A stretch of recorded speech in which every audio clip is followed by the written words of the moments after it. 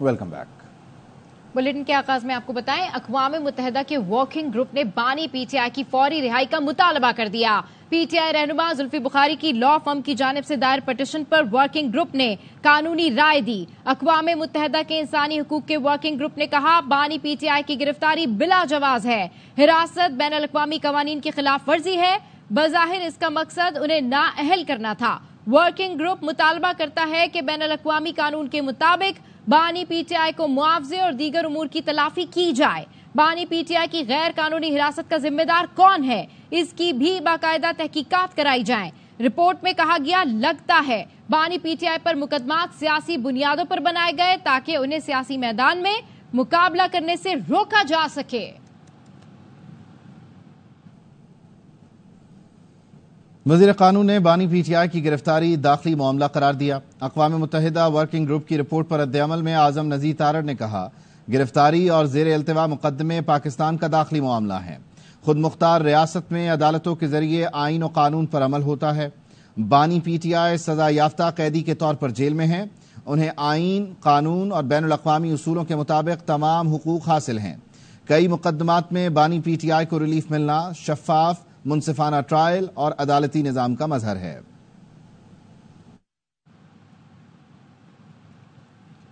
پروپیگنڈے کے لیے پاکستان کے خلاف پی آر فرم کو ایکٹیو کیا گیا. آئی پی پی کے رہنما اون چودھری نے پریس کانفرنس میں کہا پی ٹی آئی کی سیاست کا انحصار اس بات پر تھا کہ امریکہ سے سازش ہوئی.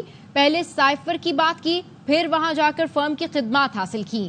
پی آر فرم پاکستان کی جمہوریت پر شب خون مارتی ہیں. بیرون ملک فرمز کے لیے آپ کے پاس پیسہ کہاں سے آتا ہے؟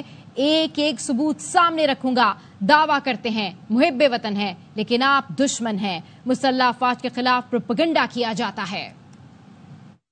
پوری سیاست کا آپ کا انحصار تھا کہ آپ کے خلاف وہاں سے اسی ملک سے سازش ہوئی ہے. وہاں بیٹھے پاکستان کے خلاف اسی پی آر فرم کو، ایسے لوگوں کو ایکٹیو کرتے ہیں جو اینٹی.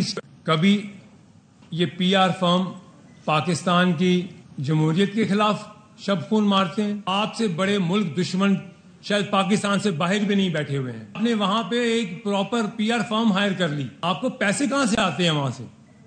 میں بتاتا ہوں آپ کو پیسے کہاں سے آتے ہیں. آپ نے جتنی کمپنیز ہائر کی ہوئی ہیں دبئی میں، آپ کی قطر کی کمپنی کا انکشاف کروں گا. یہودیوں کے ساتھ بیٹھ کے جہاں سے آپ کو یہ پیسہ جنریٹ ہو رہا ہے، جو مسلح افواج ہے اس کے خلاف ایسی گھنونی کیمپین چلاتے ہیں. آپ ایک ایک اکاؤنٹ ڈیٹیلز ہیں، کون بیٹھ کے وہاں چلاتا ہے، کون وہ ٹویٹس کرتا ہے، اس کو پیسہ کہاں سے آتا ہے. میڈیا کیمپین میں کیا کیا کچھ پاکستان کی افواج کے خلاف نہیں کہا. آپ نے ایسی منظم کیمپین چلائی، باہر کی دنیا میں آپ نے اپنے ادارے کے خلاف کیمپین چلا دی. ایک سیاسی جماعت کو عدالت کے فیصلے کی غلط تشریح کر کے نکال باہر کیا گیا. ایسا کر کے آئین کی گہری خلاف ورزی کی گئی.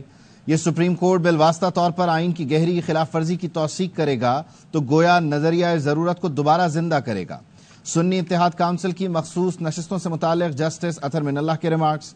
جسٹس منصور علی شاہ نے کہا سب جانتے ہیں یہ پی ٹی آئی ارکان ہیں، آنکھیں بند کر لیں تو انصاف کیسے ہوگا.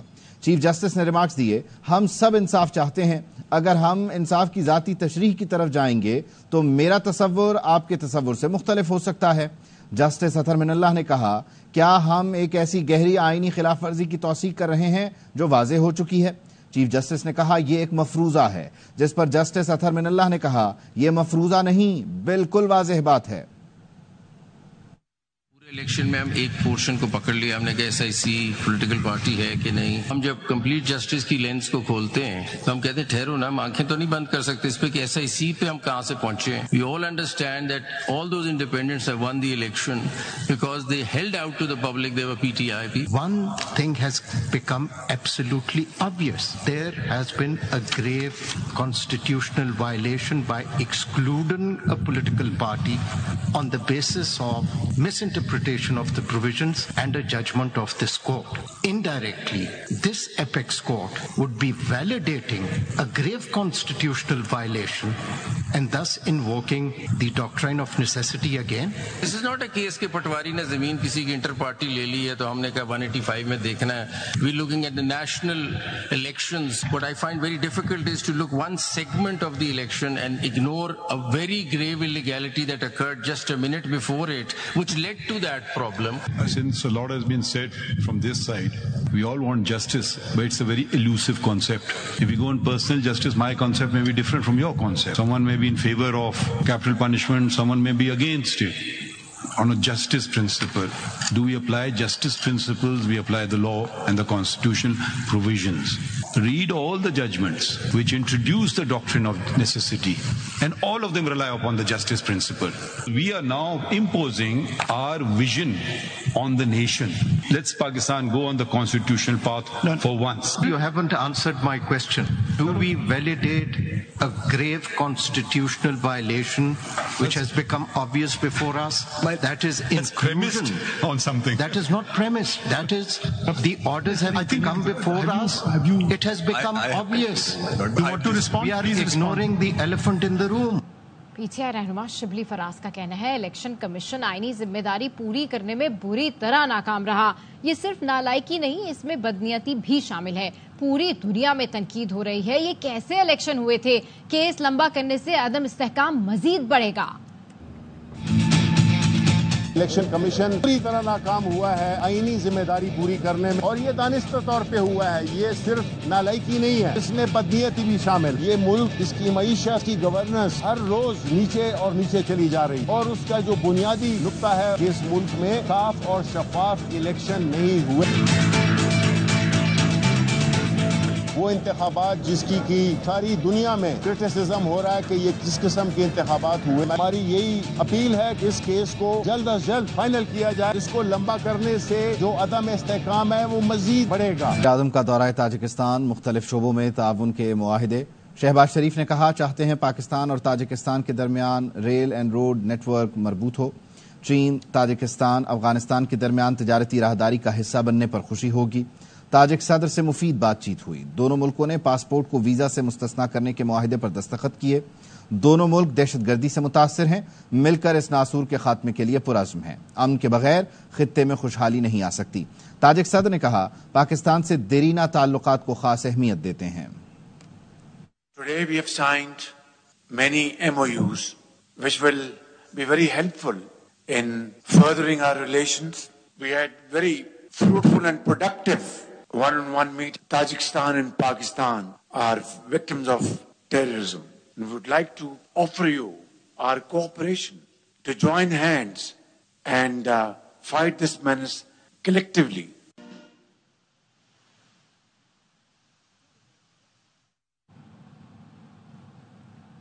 راہل گاندھی کے لوک سبھا میں قرآن آیت پڑھنے پر ہنگامہ مچ گیا. بھارتی اپوزیشن لیڈر نے قرآن آیت سنا کر انتہا پسند ہندوؤں پر تنقید کی. راہل گاندھی نے خود کو ہندو کہنے والے 24 گھنٹے نفرت اور تشدد کی بات کرتے ہیں. راہل گاندھی کے جملوں پر بی جے پی کے ارکان نے ہنگامہ کھڑا کر دیا. وزیر اعظم مودی نے کہا پورے ہندو سماج کو پرتشدد کہنا بہت سنگین معاملہ ہے. مزید خبریں اس بریک کے بعد. ہمارے ساتھ رہیے. Welcome back. سندھ میں پیپلز پارٹی کا گورنر آئے گا. صوبائی وزیر سعید غنی کہتے ہیں نون لیگ یہاں اپنا گورنر لگائے ورنہ کرسی ہمیں دے. کوٹا سسٹم کا آغاز لیاقت علی خان نے کیا. بھٹو حکومت نے صرف اسے جاری رکھا. 40% کوٹا سسٹم شہری آبادیوں کے لیے تحفظ ہے. ایم کیو ایم نفرت کی سیاست کر رہی ہے. کوٹا سسٹم آغاز کیا تھا لیاقت علی خان. بھٹو صاحب کے دور حکومت میں وہ کیری آن ہوا ہے. صرف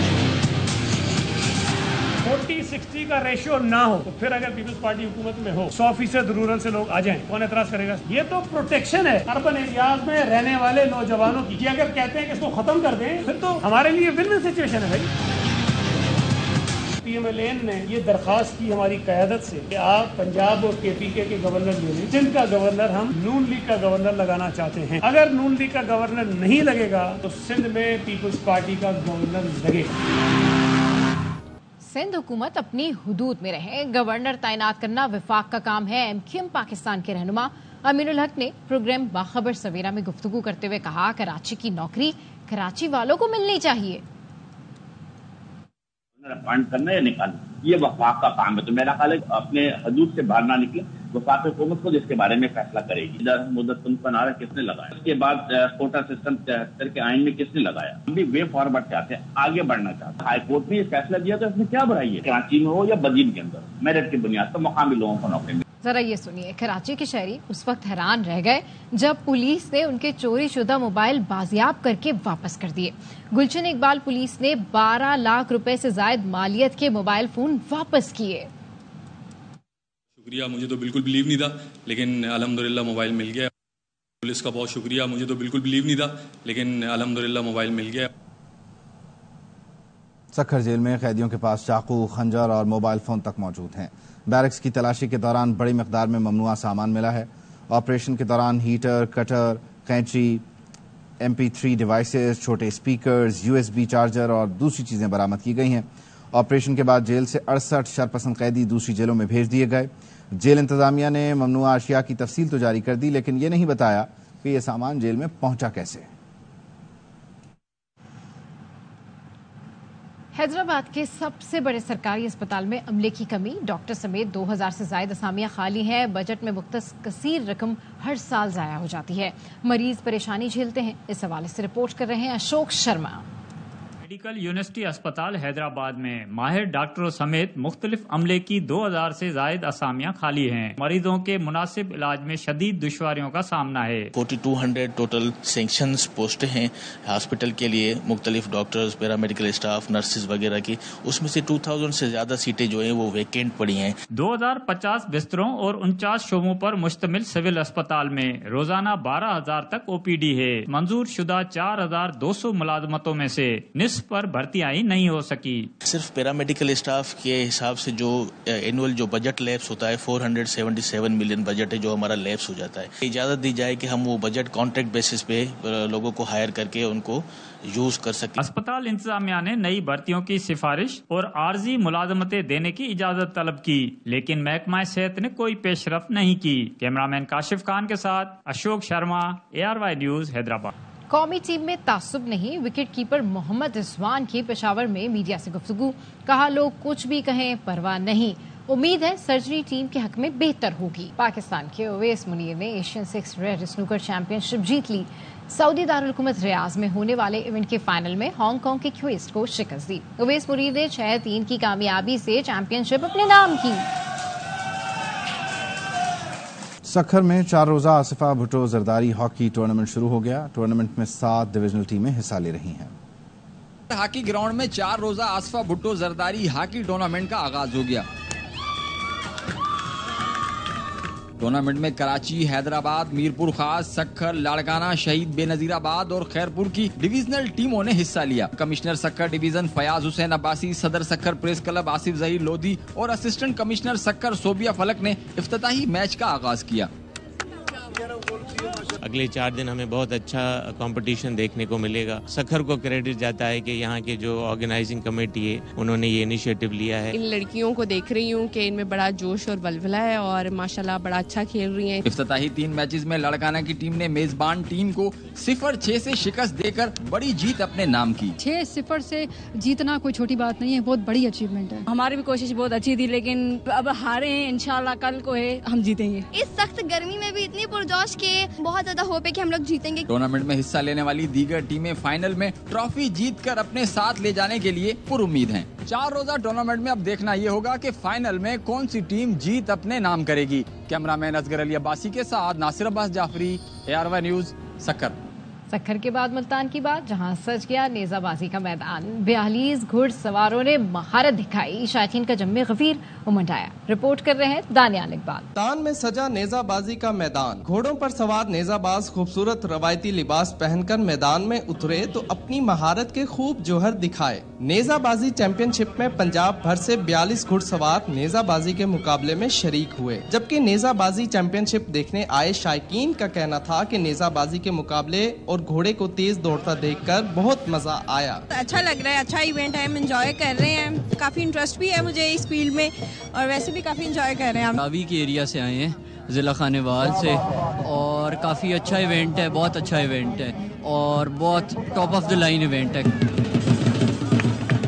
नेज़ा बाजी के मुकाबले शहर भर में हो या देहात में, देखने वालों की बड़ी तादाद जमा हो जाती है, जबकि लोग अपनी मदद आप के तहत इस रवायती खेल को जिंदा रखे हुए हैं। नेज़ा बाजी का ये खेल पंजाब की सकाफत की इक्कासी करने के साथ साथ शहरियों की भरपूर तफरीह का जरिया भी है। कैमरामैन इमरान असलम के साथ दानियाल इकबाल, AY न्यूज़, मुल्तान। भारत में मजहबी तकरीब के दौरान भगदड़ से 116 अफराद हलाक, दर्जनों जख्मी हो गए। पुलिस ने बताया उत्तर प्रदेश के जिला हाथरस में हिंदुओं की मजहबी तकरीब के लिए लोगों की बड़ी तादाद जमा थी। मरने वालों में ज्यादा तादाद खवातीन और बच्चों की है। कई जख्मियों की हालत नाजुक है। हलाकतों में इजाफे का खदशा। वाक़े की तहकीकात जारी हैं। पेशावर की इंजीनियरिंग यूनिवर्सिटी के तलबा ने शमसी तवानाई से चलने वाली हाइब्रिड जीप थंडर बना ली है। शाजिया निसार की रिपोर्ट देखिए। महंगे पेट्रोल से निजात पाइए, माहौल दोस्त शमसी तवानाई से गाड़ी चलाइए। पेशावर की इंजीनियरिंग यूनिवर्सिटी के तुलबा ने ऐसी गाड़ी तैयार की है जो सोलर पैनल और बैटरी से भी चलती है। गाड़ी जो मैंने बनाई है इसमें मैंने इंजन छोटा रखा है। इसमें A to Z सब कुछ मेड इन पाकिस्तान है और ये प्लग इन हाइब्रिड है और सोलर प्लग इन हाइब्रिड है। मेन फीचर्स का इलेक्ट्रिक मोटर 2.2 किलोवाट की इलेक्ट्रिक मोटर है। वो आपको 60 किलोमीटर तक की रेंज देगी। जब आप बहुत लॉन्ग चले 60 से अबव चले जाएंगे तो ऑटोमेटिकली इंजन स्टार्ट हो जाएगा और आपके साथ साथ ही बैटरीज को भी चार्ज कर देगा। और अगर आपके उससे बैटरी चार्ज ना हो तो उसमें सोलर भी लगा हुआ है। बस वर्कर है, आप ऑफिस के बाहर गाड़ी खड़ी करने घर में चार्ज करने की जरूरत नहीं है आपकी। 3 घंटे के अंदर गाड़ी फुल हो जाती है। धूप ना हो और चार्ज भी खत्म हो जाए तो पेट्रोल से भी गाड़ी चलाई जा सकती है। दूसरी जानिब कर्क से ताल्लुक रखने वाले तुलबा ने सिक्योरिटी मॉनिटरिंग के लिए ड्रोन तैयार किया जो सिविल और आर्म फोर्सेस दोनों के लिए मददगार साबित हो सकता है। बुलेटिन से फिलहाल इतना ही।